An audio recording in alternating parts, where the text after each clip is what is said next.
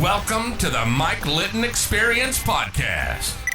Mike has over 31 years experience in real estate, finance, and investing. He's passionate about being a father, a teacher, a realtor, an investor, and a leader. Everyone has a story, and our passion is to help them tell it. And now, introducing the host of the Mike Litton Experience, Mike Litton. So what can you expect from the Mike Litton Experience? You can expect stories that will inspire, motivate, advice that will sharpen your focus, and expert information on real estate, finance, and market conditions.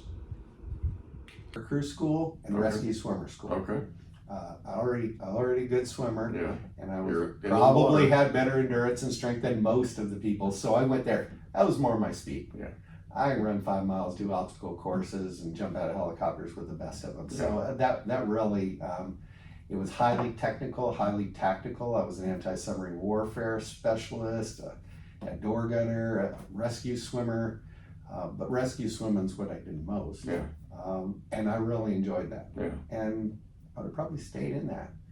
After Pensacola, and you go to Tennessee for technical schools, and you go to Pensacola for aircrew rescue swimmer school, and and it's right across the street from aviation officer candidate school, just like you've seen an officer and a gentleman and all that stuff. So I did that, was successful at it, really charmed life, moved up, because I already had the time on rank, and was a good 4.0 sailor, moved up real quick, got every assignment I tried for. And the military is really great for people who are competitive, because everything's competition. Yeah. Folding your underwear is a competition. Yeah. Making your bed's a competition. Being clean shaven. I mean, every day there's 20 competitions, and you just kind of walk around going, "I'm going to win every one of these." That's right.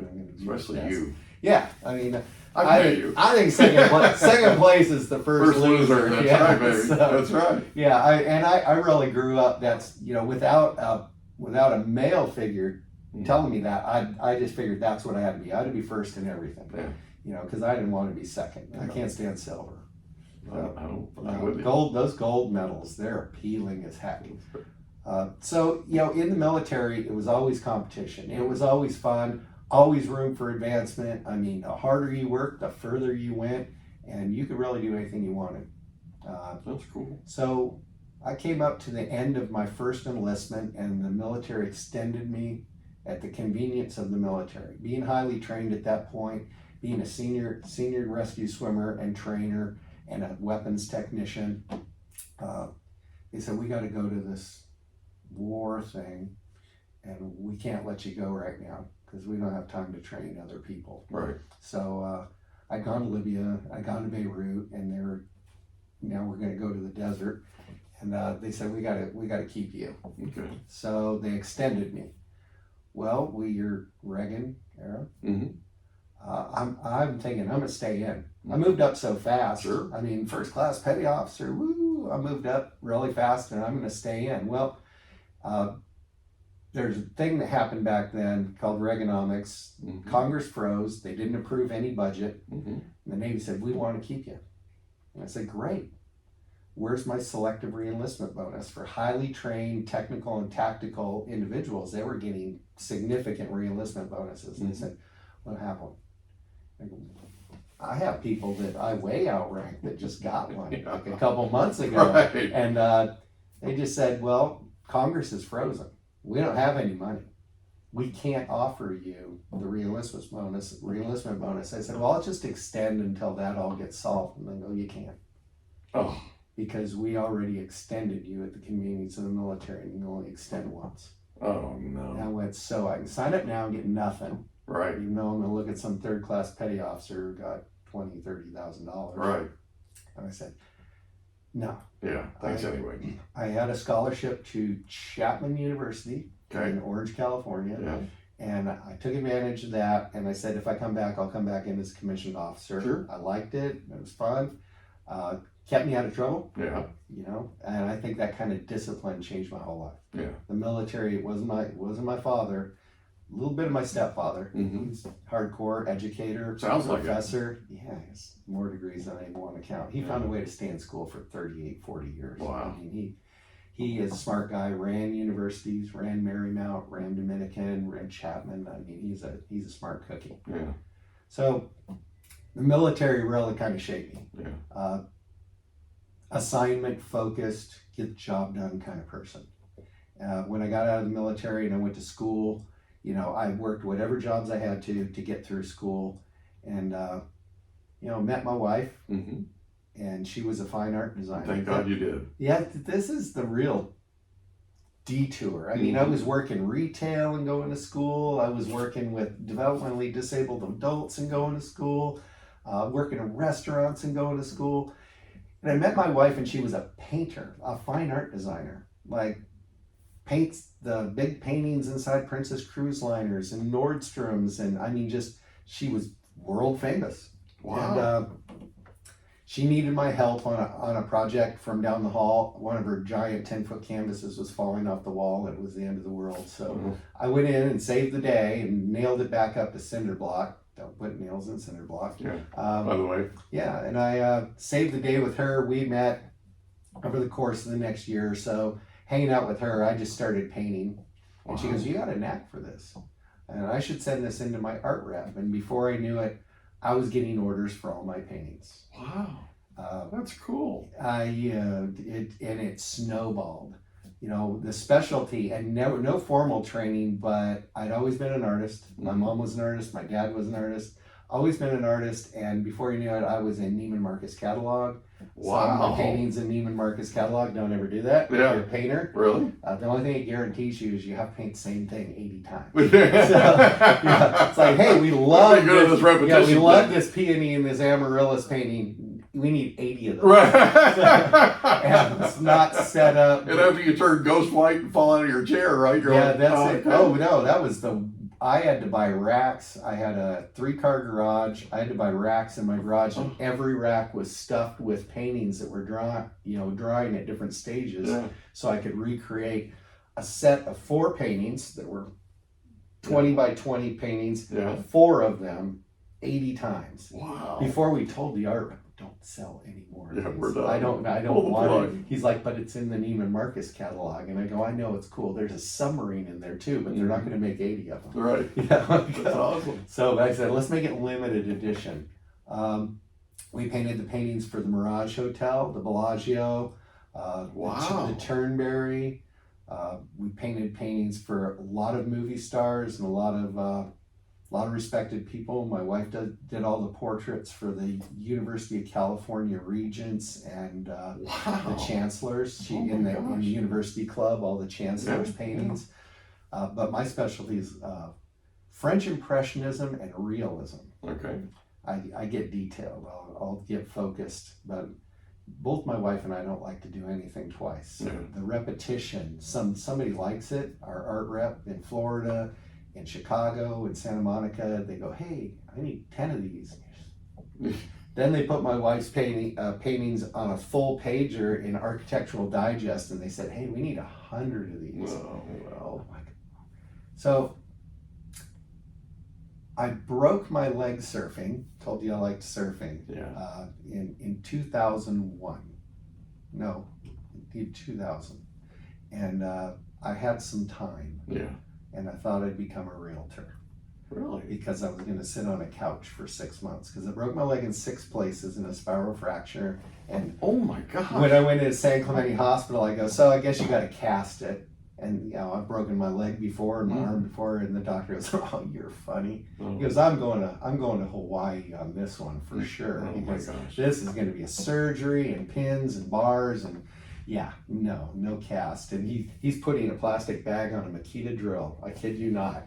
And I'm like, "What?" And he goes, "Well, it keeps the drill." The shavings, yeah. Yeah, it keeps the drill from being polluted and touching the wound that I'm going to be drilling into. Mm-hmm. And he goes, "Breathe deep," and I was out. Oh But my gosh. so I thought I'd become a realtor. I hate second place, so on crutches. Yes, you do actually. 550 unit condo complex in San Clemente called Ocean Hills, and I would walk around on crutches, doing American flags, doing door hangers, door knocking. It's all I had to do. And the guy said, you got to get out there, you got to use your legs. So I joined the company at the bottom of the hill from my house. It happened to be a Prudential California Realty. Doesn't exist anymore.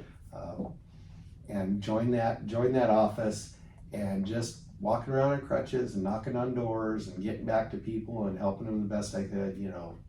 Rookie of the year, 5 listings my second month, and it just started to snowball from there. I realized persistence works here. You don't even have to have talent. Persistence, time on task over time beats talent every time. So, you and I, we had to surrender our Mensa applications at some point. We're probably, didn't get a Harvard degree, but time on task over time has made us industry professionals. So I agree with that. Yeah. And I really out of desperation, we've got to do something different. At that point in my life, I had a very small child. I was in a rental home. I had my wife who was trying to paint her brains out to float the family. And we were in a bad place. We had no savings. We had nothing. I had been through the military and been through the college experience and worked a lot of jobs, but I was paycheck to paycheck. And I said, I've changed this. And I asked that very smart stepfather, Harry Schuler, I said, what should I do? And he goes, well, do Robert Kiyosaki's thing, Rich Dad, Poor Dad, get certificates and things that can make you money and different. And he goes, and I heard real estate, I heard realtors make a lot of money. And he goes, more than that, it's a very low investment of time and money to get a real estate license. Right. He's saying it's a super low bar, and I believe in you, son. So maybe I believe you after what you did in the military. I'm sure you could get through this 57-day class and pass an exam that millions of people have passed. So I got my real estate license, and I think that's when you first think of yourself as a professional. Kids don't, military people don't, work in retail and restaurants saying, I'm professional. You start to wear the suit, you start to wear the tie, you start to have self-respect, you're selling little pieces of the planet. It's not for everybody. Some people think, I can do this part-time. Part-time paid is not, part-time work doesn't equal part-time pay. If you work half your time at this, you don't get half the pay, you get none, or maybe very little. And you can luck into anything. But this industry, as you and I figured out, it's very predictable on the income. Because I can determine how much money I'm going to make. And people go, well, how? By the number of friends you have? I don't know, by the number of people that I meet. But you can determine your income here. And it took me a while. But I finally figured out, and went, what's that guy's name in The Jerk? It was Steve Martin. Steve Martin, when he said, "Oh, it's a numbers game," and I am now the numbers guy, but it's a numbers game. So I went in there, no experience, sweat equity, worked my way in, didn't know a thing, didn't have a business plan, lucked into a lot of those just by sheer persistence, not because of my knowledge or my skill level, and slowly started to move up. And I wanted to be a broker. I don't know why. Berkshire Hathaway had bought the Prudential California Realty brand.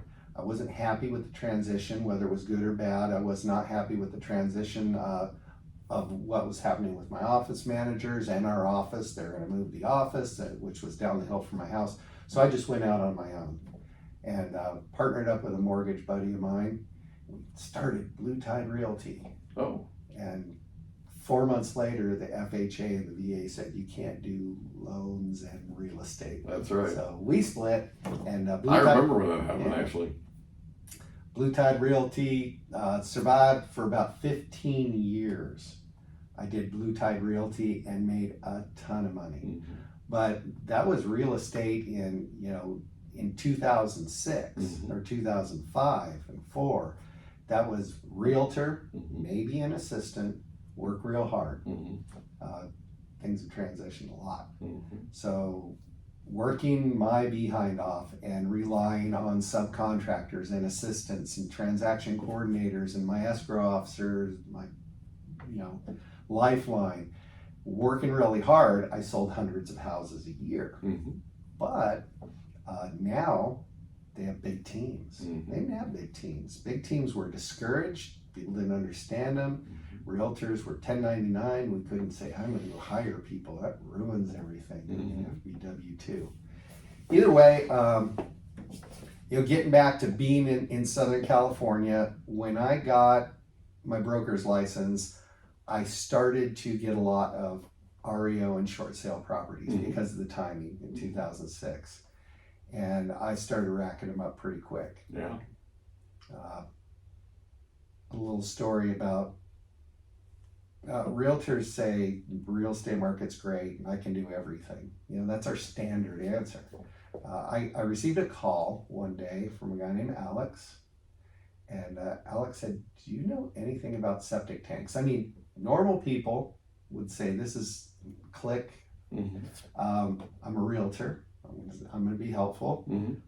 I know everything about septic tanks. Nothing about septic tanks. I knew what they were. I kind of knew how they worked, but I never actually even seen one or had known a house that had one. I could have lived in one that had one. I wouldn't have known. But he says, I have a property in Fallbrook, California, and it needs a septic tank inspection now. And I went, now? He like, now.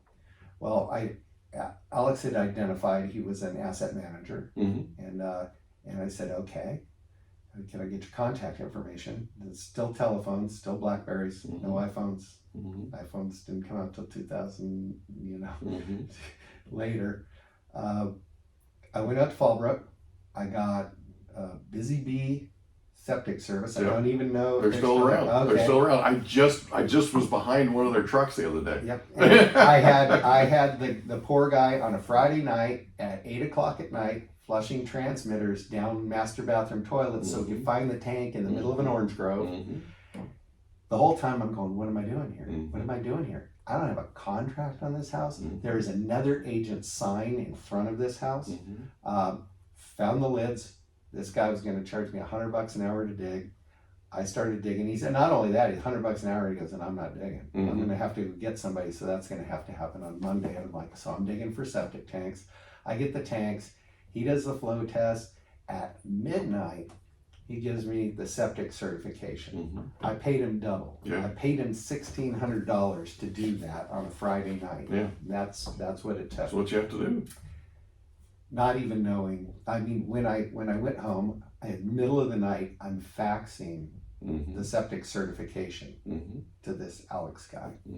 And on Monday, first thing, I didn't want to bug him on Sunday. On Monday, I call him up and I go, I just wanted to make sure you got my septic tank certification for that property. Knowing that I don't have a listing, I don't have a contract, I don't even know what I'm doing here. I just spent $1,600 of hard-earned money to get a certification for someone in Dallas, Texas. Welcome to the REO business. I know. Well, no, this is the very first REO asset manager, and you're always like, they always tell you, just overperform whatever you got to do. And he goes, Sean, I'm going to tell you two things. Don't ever call me again. And you need to check your email at least 3 or 4 times a day. Click. And I'm like, oh my gosh, I just lost $1,600 for this guy. So I'm telling my wife, I go, he told me never to call him again. And I'm like, and she goes, but you wrote the check for $1,600. And I went, yeah. And I sent the certificate to him and he's all done. I went to my email. I don't know, probably like Yahoo Mail at that point. And there was an email in there. It was a listing agreement for the property I just done the septic tank for. Full 3%.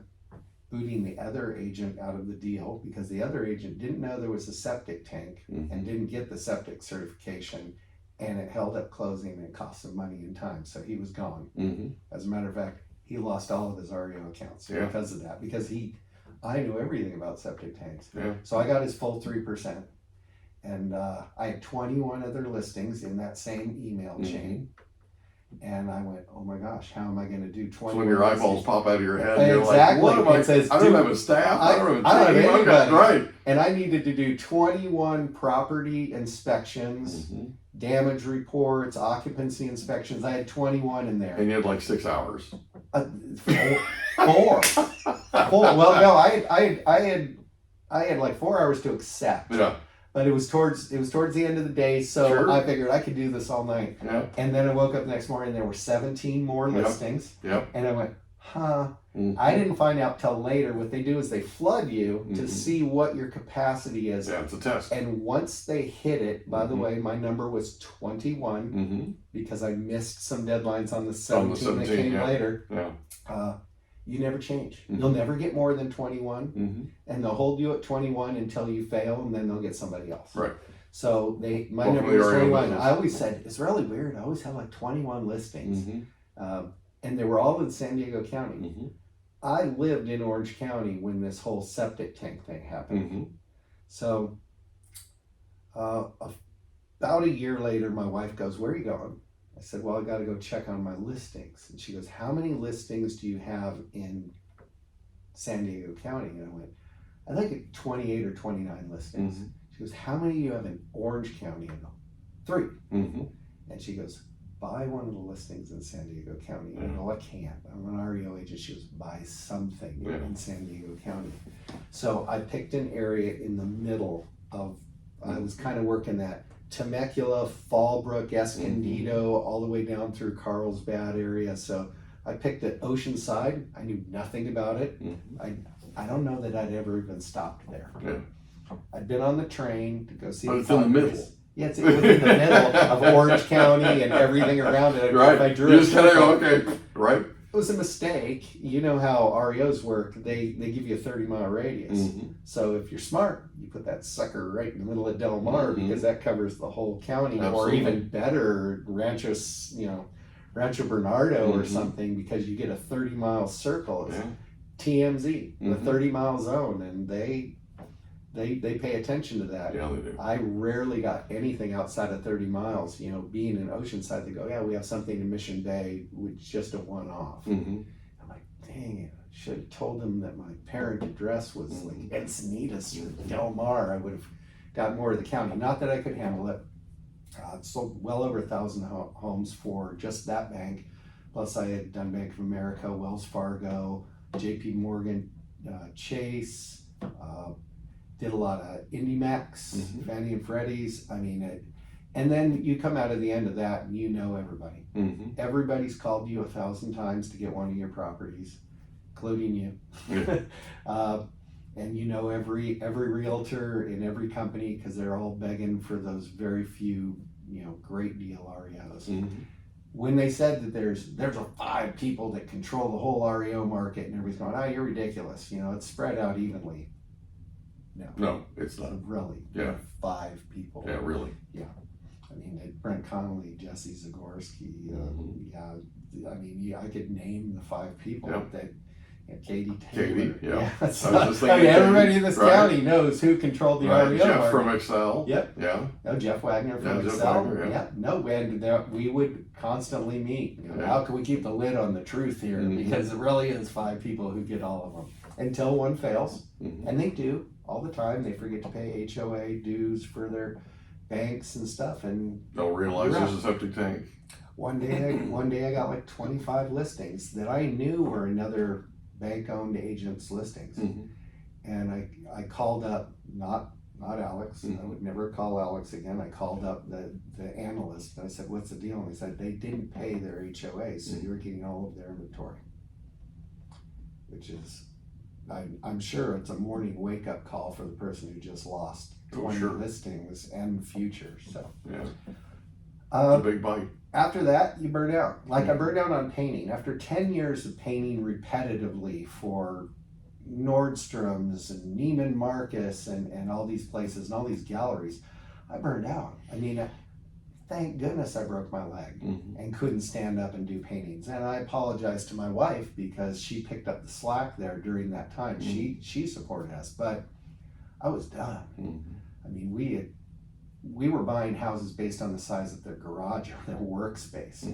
You know, we would, and if it was too cold in the garage or the workspace, we'd be painting on our kitchen tables. I mean, there were paintings all over our house.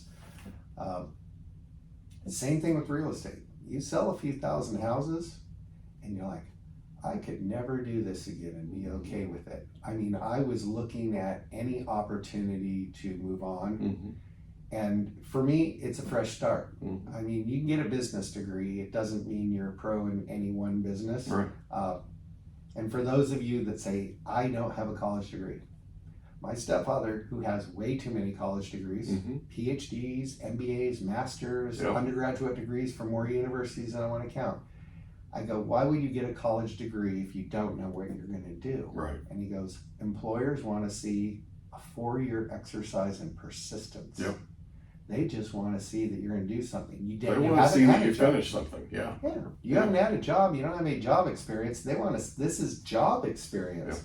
This is at least he can come down off of his beer buzz long enough to attend classes 3 days a week. Yeah, and let's be honest, college is all about being a good employee. So if you graduate with a degree, you're graduating with a degree on, I've been taught how to be a corporate person, right? Exactly. I mean, that's it. And that's what they look for. They absolutely look for it. It's how they grew our workforce in the history of this country. We hope you enjoyed another episode of the Mike Litton Experience. If you did, do us a favor, smash that subscribe button, tell your friends, family, and coworkers about our program, and wherever you get your podcasts, please leave us a rating. It helps us to connect with quality people just like you. And that's a wrap. Another episode of the Mike Litton Experience in the books. Reach out to Mike on Instagram at Litton Realty. Want to meet with Mike? Check out Calendly.com/Rio760.